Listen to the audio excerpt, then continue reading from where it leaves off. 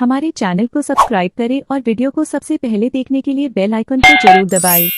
सभी माँ के भक्तों को मेरा प्यार भरा नमस्कार। मैं आपको आज एक बहुत ही अच्छा माता जी का भजन सुनाने जा रही हूँ। मेरे भजन को आप सुनिए और कमेंट करके बताइए कि आपको ये भजन कैसे लगा। जय माता रानी की जय।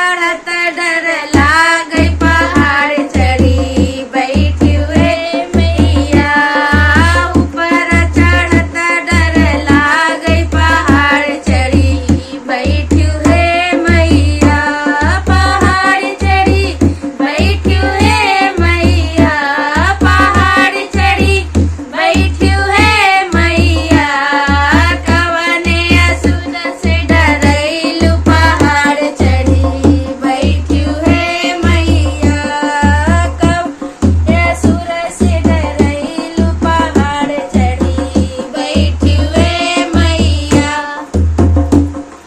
नीचवा जो होती मैया भोग लगौती नीचवा जो होती मैया हलवा चढ़ौती नीचवा जो होती मैया छोले चढ़ौती ऊपर चढ़त डर लागी पहाड़ चढ़ी बैठी हुए मैया ऊपर चढ़त डर लागे पहाड़ चढ़ी बैठी हुए मैया कवने सुर से डरैलू पहाड़ चढ़ी बैठी हुए मैया कवने असुर से डरैलू पहाड़ चढ़ी बैठी हुए मैया नीचवा जो होती मैया ढोलक बजौती नीचवा जो होती मैया भेंट सुनती नीचवा जो होती मैया